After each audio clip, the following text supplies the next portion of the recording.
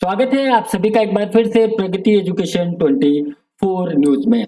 हम बात कर रहे थे संविदा कार्मिकों का जो एडॉप्शन को लेकर जो मीटिंगें बार बार बुलाई जा रही है उसी के बारे में हम बात करने वाले हैं। देखिए 1 नवंबर 2022 को एक लेटर जारी हुआ था और 3 नवंबर 2022 अभी 2 दिन पहले ही एक मीटिंग आयोजित की गई थी श्रीमान शासन सचिव वित्त बजट की अध्यक्षता में।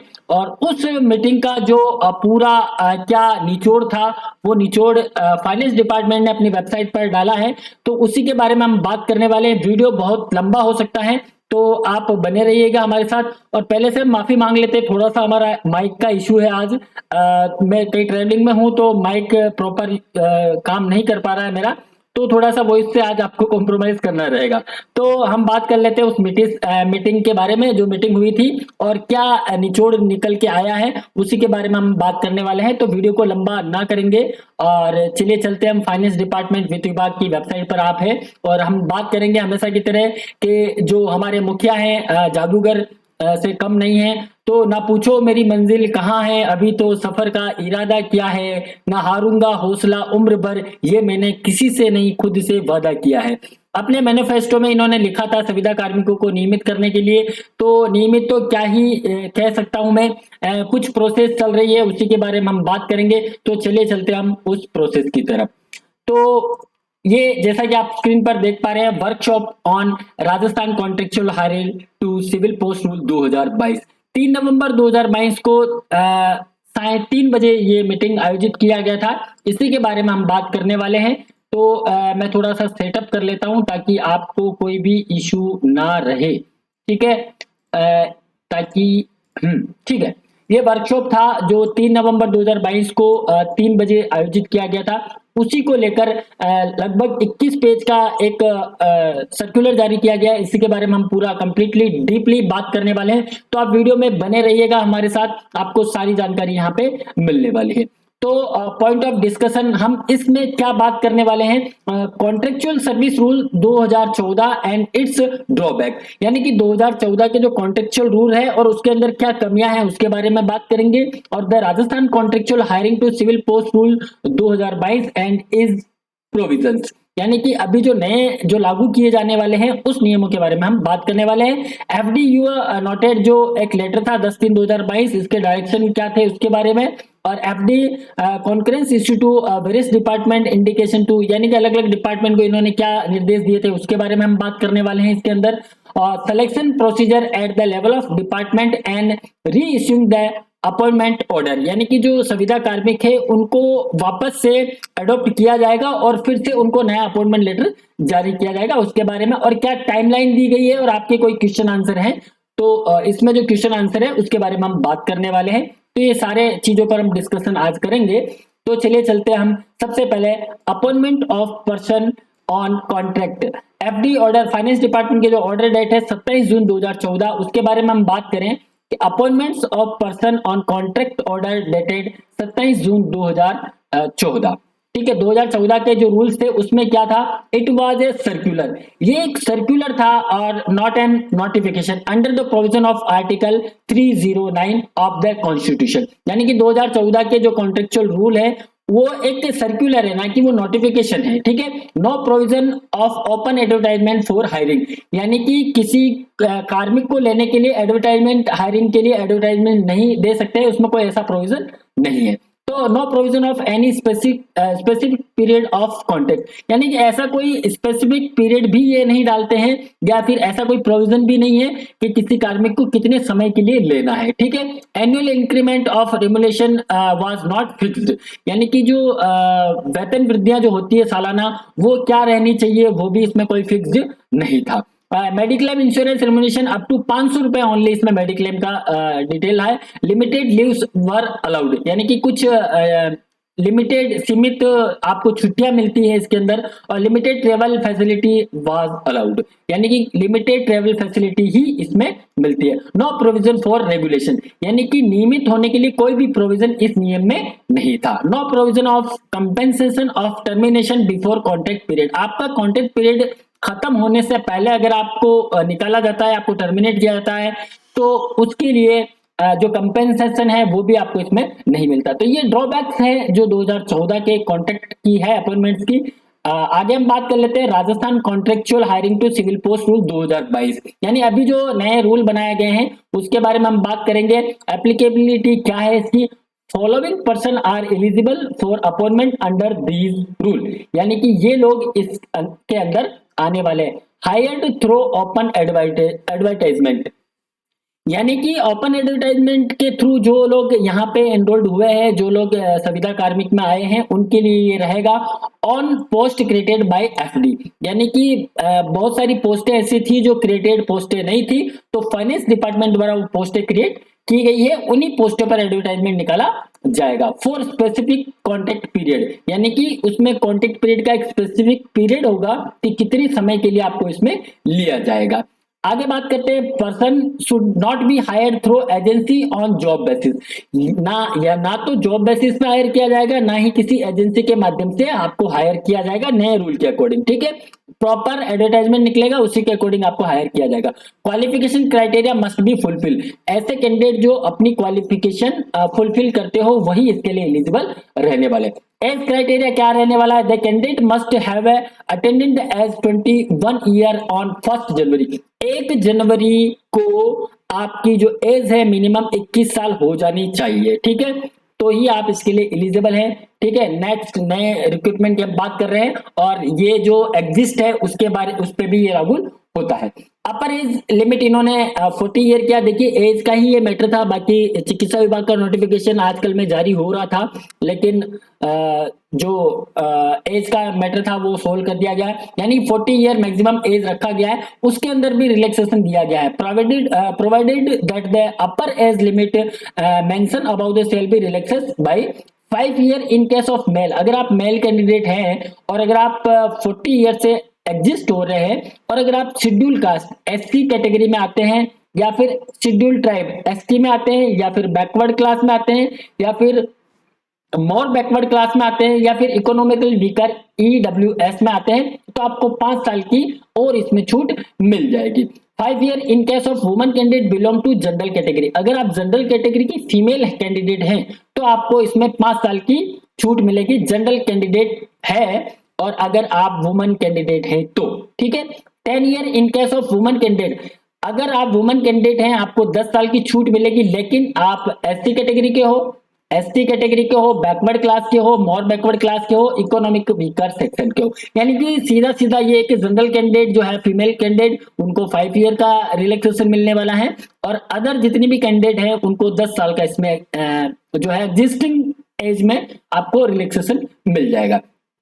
Qualification eligibility criteria for appointment, यानी कि जो अपॉइंटमेंट मिलने वाला है उसमें क्या क्वालिफिकेशन वो रहने वाला है उसके बारे में बात करते हैं। The academic qualification experience duties responsibility of the post created under these rules shell be decided bye the administrative department with the concurrence of the DOP and finance department, यानी कि एफडी और एडी डिपार्टमेंट ने अपना एक experience का पहले से एक नियोजित किया हुआ है, क्या आपकी रहनी चाहिए और आप किस बेसिस पे यहाँ पे एनरोल्ड हुए हैं उस पे डिपेंड करेगा। Above criteria for existing person have already been approved by FD, यानी कि जो कैंडिडेट ऑलरेडी एग्जिस्ट है, जो पहले से संविदा कार्मिक है, उनके लिए फाइनेंस डिपार्टमेंट द्वारा जो भी पोस्टें क्रिएट की गई है उसके लिए क्राइटेरिया पहले से मेंशन कर दिया गया है। Production of medical certificate and character certificate आपको जो यूज में लेना पड़ेगा। देखिए वीडियो लंबा होगा, मैं इसमें ये बताना चाह रहा हूं कि अभी जो क्या डेट इन्होंने डिसाइड की है, किस डेट से पहले सभी डिपार्टमेंट के जो संविदा कार्मिक है इसको अडॉप्ट किया जाएगा और उसमें आपको क्या डॉक्यूमेंट की जरूरत पड़ेगी वो आप थोड़ा सा बने रहिएगा। वीडियो स्किप करेंगे तो फिर आप क्वेश्चंस करेंगे कमेंट्स में और वो क्वेश्चंस के आंसर आपको इसी वीडियो में मिल जाएंगे, ठीक है। तो मेडिकल सर्टिफिकेट और कैरेक्टर सर्टिफिकेट किन के लिए लागू होगा और किसको नहीं जरूरत पड़ेगी उसके बारे में देखिए आप। Personnel hire under these rules shall be produce the medical certificate for fitness as may be specified by the appointing authority before joining the assignment, यानी कि जब आप जॉब ज्वाइन करेंगे उससे पहले आपको सर्टिफिकेट देना रहेगा। किसके लिए नहीं रहेगा वो आगे हम बात करेंगे। Personal selected under these rule for appointed shall have be proceed a character certificate issue not more than 6 months prior to the date of joining, यानी कि कैरेक्टर सर्टिफिकेट भी आपको देना रहेगा लेकिन वो 6 महीने से ज्यादा पुराना ना हो, ये आप ध्यान रखिएगा। ठीक है। Medical certificate and character certificate from existing person need not be taken, यानी कि जो पहले से कार्यरत है सुविधा कार्मिक उन पे ये लागू नहीं होता है। ठीक है, समझ चुके हैं आप। रिजर्वेशन की हम बात कर लेते हैं। For appointment on the post created for the contractual appointment under these rule the provision and rules instruction issued by the government from the time to time for reservation shall be applied for the scheduled caste, scheduled tribe, backward class, यानी कि जो reservation है वो reservation के according ही, आरक्षण के प्रावधान के अनुसार ही आपको इसमें कैटेगराइज करके लिया जाएगा। ये आप ध्यान रखें, इसमें नॉन कैटेगराइज नहीं रहेंगे। ऐसा नहीं है कि आप किसी कैटेगरी में आते हैं और क्या आरक्षण नियम रहेंगे, आरक्षण नियमों के अनुसार ही आपको इसमें अपॉइंटिंग दिया जाएगा। पीरियड ऑफ कॉन्ट्रेक्चुअल अपॉइंटमेंट, यानी कि क्या पीरियड रहने वाला है आपका इसमें, तो on the post created under these rule first contractual appointment shall be made for a period up to 5 year, यानी कि पहला जो अपॉइंटमेंट होगा वो 5 साल के लिए आपको इसमें लिया जाएगा, यानी 5 साल तक आपको इसमें निकाला नहीं जाएगा। लेकिन up to the expiry of the period of scheme project whichever is earlier, अगर कोई ऐसा प्रोजेक्ट है जो 5 साल पहले खत्म हो जाता है, अगर स्टेट चाहे तो उसको बढ़ा सकता है। ठीक है। If the period of the scheme project is further extended the state government may be taken decision for renewal of contractual appointment bye existing of the period contract, यानी अगर सरकार चाहे तो आपका वो कॉन्ट्रैक्ट पीरियड है वो एक्सटेंड कर सकती है 5 ईयर से ज्यादा। रिम्यूनरेशन और अदर फैसिलिटी की हम बात करें तो remuneration fixed by the finance department, यहाँ पे इन्होंने एक लाइन में सारा खत्म कर दिया है कि हमने एफडी ने इन्होंने रिम्यूनरेशन फिक्स्ड कर दिया है किस कैटेगरी के लिए क्या रहने वाला है। तो देखिए contractual hiring to rule civil post 2022 जो लागू किए थे उसमें भी क्लियरली मेंशन था नहीं कि किसको क्या सैलरी मिलने वाली है। अभी विद्या संबल योजना में देखिए उनकी सैलरी देखिए और बाकी कंपैरिजन कीजिए आप, यानी कि थोड़ा वो मेंटेन नहीं रख पा रहे हैं। ठीक है, तो इन्होंने यहाँ पे एक लाइन में लिख दिया remuneration fixed by the finance department, वो हमको तो पता है कि क्या देने वाले हैं। खैर, तो ये नोटिफिकेशन जब जारी होगा डिपार्टमेंट वाइज तो उसमें आ जाएगा 10,400 रुपए जो है इन्होंने फिक्स्ड किया है, आगे हम बात करेंगे उसके बारे में भी। On completion of satisfactory service of every 1 year the remuneration shall be increase by 5% round off to next 100 rupees, यानी कि इनके कहने का मतलब है कि जो भी आपका सैलरी रहेगा उसको हर साल ये 5% से उसको इंक्रीमेंट मिलेगा। ये अभी जो संविदा कार्मिक लगे हुए उनको भी अभी 5% के अकॉर्डिंग ही आई थिंक, जहां तक मुझे नॉलेज है उनको भी अभी 5% ही मिलता है। 5% इंक्रीजिंग 100 नियरेस्ट 100%, 100 रुपीज के राउंड ऑफ कर देते हैं। Reimbursement of mediclaim policy up to 1500 रुपए पर ईयर, ये थोड़ा सा चेंज किया। देखिए मेडिक्लेम पॉलिसी और एक्सीडेंटल इंश्योरेंस आपको मिलने वाला है 500 रुपए पर ईयर के हिसाब से और 1500 रुपए पर ईयर यहाँ पे मेडिक्लेम पॉलिसी मिलेगा। No ad hoc bonus shall be payable, आपको एक्स्ट्रा कोई भी दिवाली बोनस यहाँ पे नहीं मिलने वाला है, यानी कोई भी बोनस आपको एक्स्ट्रा यहाँ पे नहीं मिलेगा। No ad hoc bonus will be payable. TDS on income, आपकी जो इनकम है यानी आपकी जो सैलरी है जो आपको इनकम मिल रही है उस पर आपका टीडीएस कटने वाला है। If due shall be deducted from the contractual remuneration, अगर कोई ड्यू है तो आपके कॉन्ट्रेक्चुअल से वो कर दिया जाएगा। ठीक है।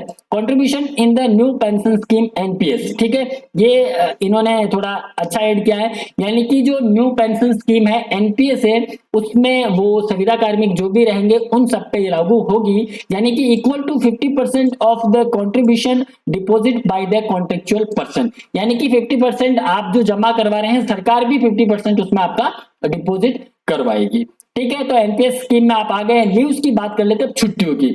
12 day casual leave in each calendar year on proportional basis for full complete month, यानी कि आपको 12 छुट्टियां अब मिलने वाली हैं। पहले आई थिंक 25 मिलती हैं शायद संविदा कार्मिकों को और वो कम होकर अब 12 हो चुकी है। तो अब आपको एक कैलेंडर ईयर में यानी कि पूरे एक ईयर के अंदर, एक फाइनेंशियल ईयर, एक पूरा ईयर कैलेंडर ईयर में आपको दिसंबर तक, है ना, दिसंबर के बाद ये हो जाएगा, तो आपको 12 छुट्टी मिलने वाली है।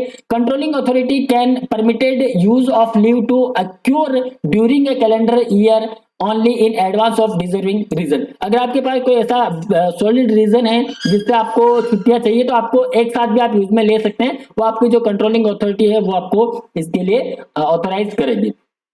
Unavailed leave shall stand lapsed at the end of calendar year. यानी कि अगर आपको 12 छुट्टियां मिली है और आपने एक भी यूज में नहीं ली है तो वो कैलेंडर ईयर जो खत्म हो जाता है दिसंबर, उसके बाद आपकी सारी छुट्टियां मतलब वो लैप्स हो जाएगी, यानी कि नेक्स्ट ईयर के लिए फिर से काउंटिंग 12 रहेगी। ऐसा नहीं कि आपने 12 छुट्टियां नहीं ली थी पिछले साल और अगले साल आपकी 12 और यानी 24 हो गई, ऐसा नहीं रहने वाला है। अगर आपने 2 छुट्टियां ली है और 10 आपकी अनअवेल्ड लीव रह गई है तो वो लैप्स्ड हो जाएगी, ठीक है।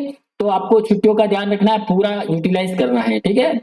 हाँ, हाफ पे लीव ये ऐड किया है इन्होंने एक्स्ट्रा यहाँ पे, half pay leave of 20 days for each complete year of service on medical certificate only. अगर आपको कोई मेडिकल सर्टिफिकेट आप लगा कर आप 20 हाफ पे लीव ले सकते हैं, ठीक है।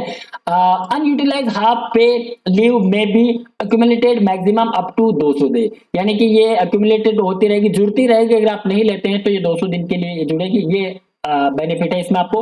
Maternity leave to female employee up to 180 days for 2 surviving children, ठीक है। आपको 180 दिन का फीमेल को मैटरनिटी लीव मिलने वाला है। If there is no surviving child after the at availing it twice maternity leave may be granted on 1 more occasion.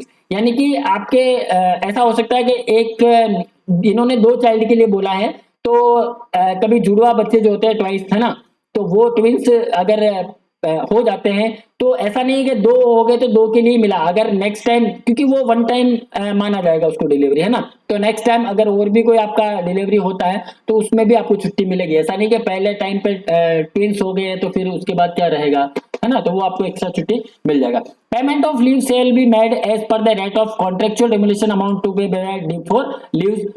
छुट्टियों के पैसे कट जाएंगे आपके, ठीक है। ट्रेवलिंग अलाउंस की बात करें तो टीए आपको मिलने वाला है। The person hired to contractual shall be entitled to travelling and daily allowance for journey performed by them in the connecting with the affair of the state as per Rajasthan traveling allowance rules 1971। यानी कि आपको travelling allowance भी मिलने वाला है। For the purpose of travelling allowance the category shall be determined as per monthly lump sum contractual remuneration. Other provision की हम बात करते हैं तो general condition, ethics and options है, रिवोकिंग आपका वो किया जा सकता है appointment order, compensation, termination of appointment, screening for regularisation, यानी कि आपकी स्क्रीनिंग भी इसके अंदर की जाएगी रेगुलाइजेशन के लिए। Instruction to issue by FD UO noted 10/3/2022 for autonomous bodies, यानी सभी को इंस्ट्रक्शन दे दिए गए हैं। क्या इंस्ट्रक्शन दिए गए हैं? Adoption for the rules by concern governing body of the autonomous bodies, ठीक है, applicable on the person hired through open advertisement and on sanction contractual post. जो पोस्ट एफडी द्वारा सैंक्शन की गई है उस पर एडवर्टाइजमेंट निकालकर आपको हायर्ड किया जाएगा। It's mandatory to get the post created from FD if earlier not done, यानी कि आप जो एफडी द्वारा जो फाइनेंस डिपार्टमेंट द्वारा जो पोस्ट क्रिएट की गई है उसी के ऊपर ये लागू होगी, ठीक है। टेंटेटर of the posted to specific mention appointment order are to be reissued observing above mention point, ठीक है, आपको री इश्यू किए जाएंगे सारे appointment order. It will be a new agreement but remuneration to person already hired shall be decided by finance department, ठीक है।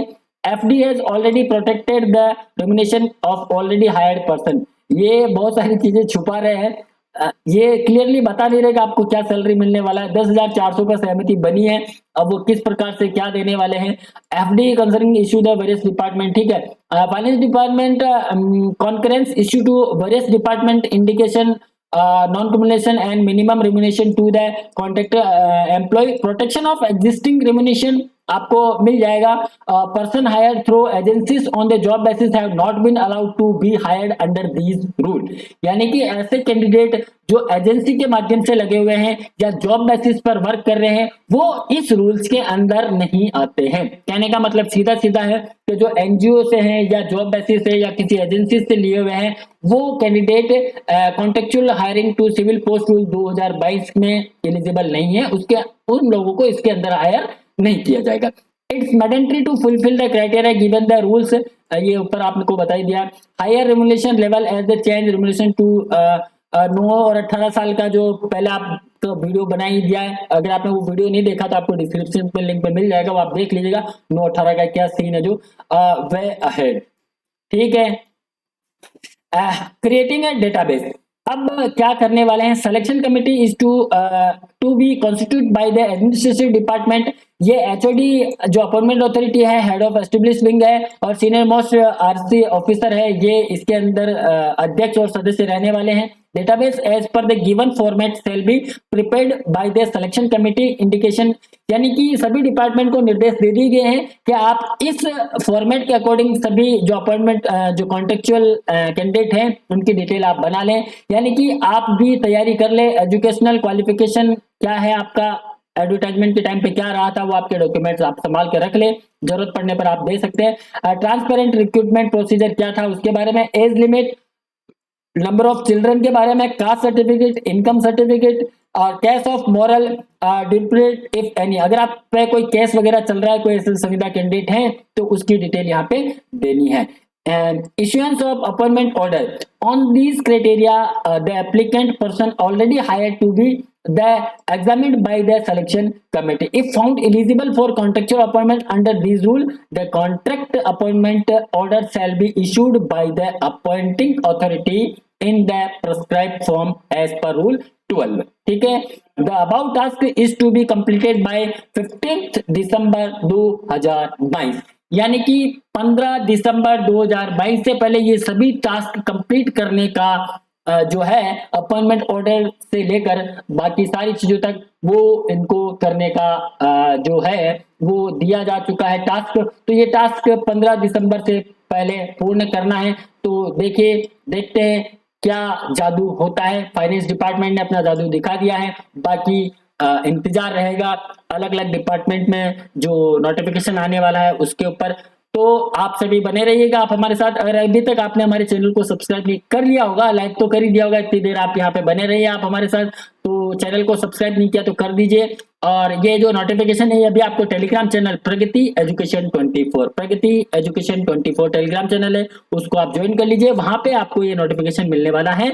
और channel को सब्सक्राइब कर ही लिया होगा, शेयर करना चाहे तो कर सकते हैं। Thank you, love you all, बने रहिए आप हमारे साथ।